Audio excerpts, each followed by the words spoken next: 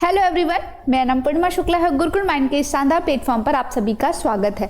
बच्चों, यूपीएसआई की जो वैकेंसी है उसका एक ट्वीट जारी हो गया है और ये पता चल गया है कि अप्रैल लास्ट तक आप लोगों का नोटिफिकेशन आ जाएगा।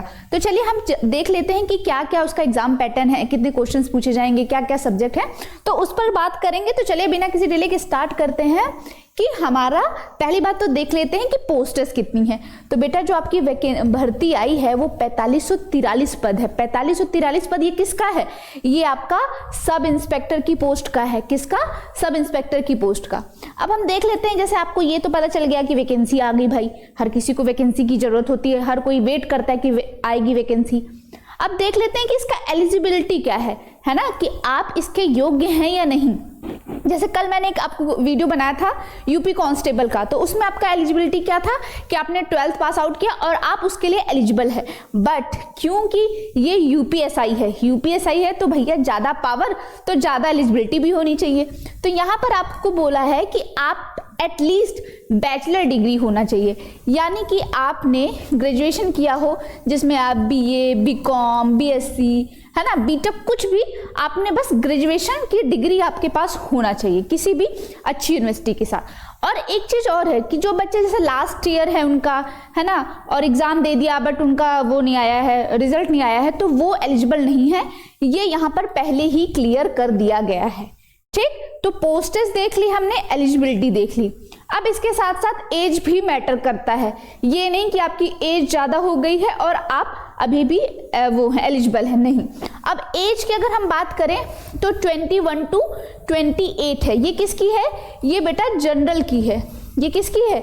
जो जनरल कैटेगरी के लोग हैं उनकी 21 से 28 साल की एज है।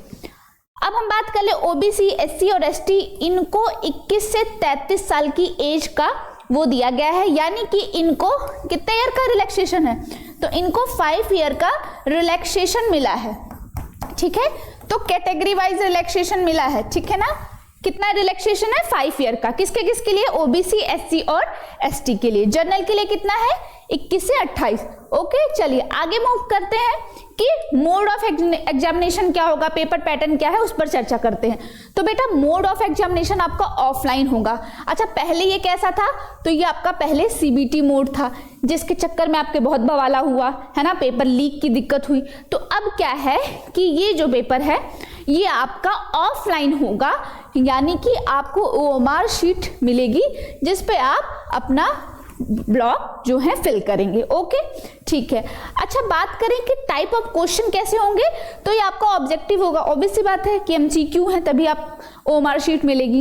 ओके, टोटल प्रश्न, टोटल क्वेश्चंस कितने, ये मोस्ट इंपॉर्टेंट है। तो 160 क्वेश्चन है। कितने हैं? 160 क्वेश्चन है और ईच सब्जेक्ट का आपका 40 क्वेश्चंस आएगा, जो यानी कि सेक्शंस आपका दिया है सब्जेक्ट का, उसमें 40-40 क्वेश्चन आएगा। टोटल मार्क्स कितने होंगे? 400 मार्क्स। अब आप कहेंगे कि मैम 40 के हैं, 400 मार्क्स, वो अभी आपको बताते हैं। बात करें कि टाइम ड्यूरेशन कितना होगा, तो आपका 2 आवर्स यानी कि 120 मिनट आपका टाइम ड्यूरेशन होगा। तो अच्छा खासा टाइम आपको दिया जाएगा। अब एक चीज आप यहां पर नोट कीजिए, 4 सब्जेक्ट्स हैं। कितने सब्जेक्ट हैं आपके? 4 सब्जेक्ट्स हैं। ठीक है, क्वेश्चंस कितने हैं? तो ईच 40 है ना, तो यानी कितने क्वेश्चन हो गए आपका? 160 क्वेश्चंस हो गए। Is it clear? कहोगे 400 मार्क्स कितना है? क्योंकि बेटा एवरी क्वेश्चन पे आपको 2.5 मार्क्स मिलेंगे। ठीक है, कितने मार्क्स मिल रहे हैं आपको? 2.5, यानी कि एक क्वेश्चन आपने सही किया तो 2.5 नंबर आपको मिलेंगे। ओके, आई थिंक ये क्लियर होगा आपको। ठीक, चलिए अब आगे मूव ऑन करते हैं। अब हम देख लेते हैं हमारा सिलेबस क्या है। तो सिलेबस में सबसे पहले आपका जनरल नॉलेज आएगा, बट इस जनरल नॉलेज में एक चीज जो सबसे इंपॉर्टेंट है आपका फंडामेंटल लॉ, यानी कि कॉन्स्टिट्यूशन। ठीक है, ये एक जो पार्ट है ये बहुत ही ज्यादा इंपॉर्टेंट पार्ट है, क्योंकि इसमें आपसे लॉ की जानकारी की भी डिमांड की जाती है। ठीक, और भाई आप दरोगा बनने जा रहे हैं तो इतना तो आपको लॉ का नॉलेज होना ही चाहिए, इसीलिए आपसे ग्रेजुएशन की उम्मीद की गई है। ठीक, फिर हम बात करें और दूसरा सब्जेक्ट क्या होगा? जनरल हिंदी। क्यों? क्योंकि आपकी जो पोस्ट होती है वो जनरली कैसी जगह पर होती है, रीजनल में, ऐसे रीजन पे हो जाए जहां पर लोग बहुत ज़्यादा अवेयर ना हो इंग्लिश के बारे में ना, बहुत अपनी लैंग्वेज, जहाँ बहुत जगह आप देखिए तो भोजपुरी बोलते हैं, अपनी रीजनल लैंग्वेज बोलते हैं, बट एक कॉमन लैंग्वेज क्या है, हिंदी, तो वो आती है, तो इसीलिए हिंदी पर कमांड होनी चाहिए। फिर आपका मैथ्स है ना, कि आपका न्यूमेरिकल एबिलिटी है उससे आएगा, ठीक, और आपका रीजनिंग।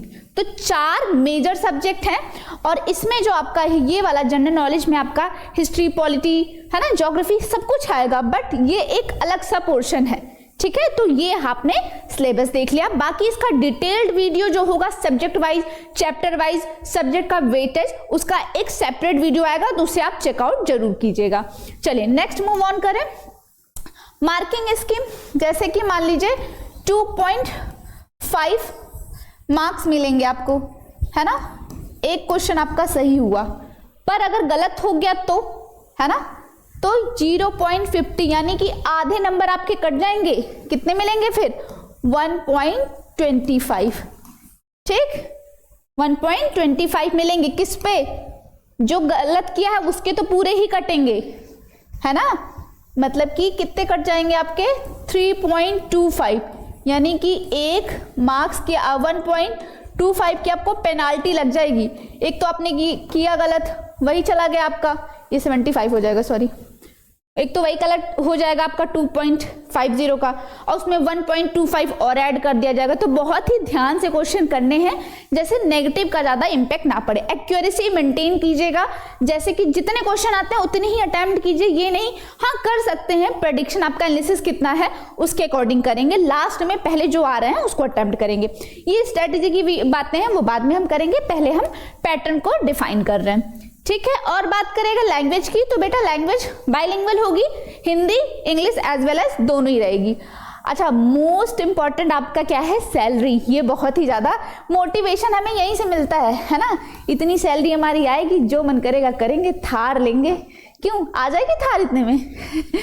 अच्छा, 35,400 से स्टार्टिंग है आपकी, 1,12,400 तक जाएगी, ठीक है। तो ये आपका सैलरी का क्राइटेरिया है। आई होप यहां तक समझ आ गया होगा।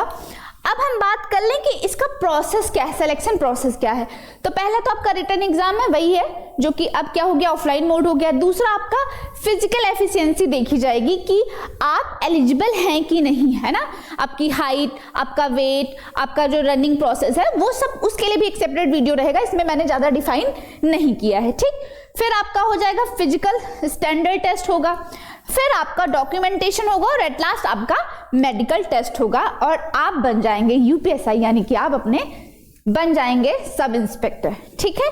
तो ये सारी चीजें हमने डिफाइन कर ली कि क्या है आपका वैकेंसी कितनी आई है, और अप्रैल लास्ट तक जो सूचना मिली है कि आपका नोटिफिकेशन आ जाएगा। तो आपको अभी से तैयारी करना स्टार्ट करना है, जैसे कि जो इतनी आपको अच्छी अपॉर्चुनिटी मिली है आपके हाथ से ना जाए, ठीक है। और बेटा Gurukul mind bye defence channel पर आपके लिए यूपीएसआई, यूपी कांस्टेबल के लिए फ्री ऑफ कॉस्ट बैच चलाए जा रहे हैं, तो उसको एक बार जरूर चेकआउट कीजिए, जैसे कि आपकी तैयारी तेज हो सके, ठीक है। ये गुरुकुल माइंड का हमारा पेज है, ये इंस्टाग्राम आईडी, ये टेलीग्राम है, यहाँ पर बहुत सारे क्विज अवेलेबल हैं यूपीएसआई के लिए, तो आप अभी से जाकर दे सकते हैं। ये फेसबुक आईडी है, ये हमारा ऑफलाइन कोचिंग है, ओमिक्रॉन फर्स्ट ग्रेटर नोएडा। तो जो बच्चा ऑफलाइन पढ़ना चाहता है तो यहाँ पर विजिट कर सकता है। कोई इंक्वायरी चाहिए, कोई डिटेल लेनी है, तो आप इस पे कॉल कर सकते हैं 8882608880। किसी भी प्रकार की आपको डिटेल चाहिए या कुछ पूछना है, टेस्ट सीरीज है, एमसीक्यूज है, ये सब बिल्कुल फ्री है, तो आप यहाँ पर कॉल कर सकते हैं।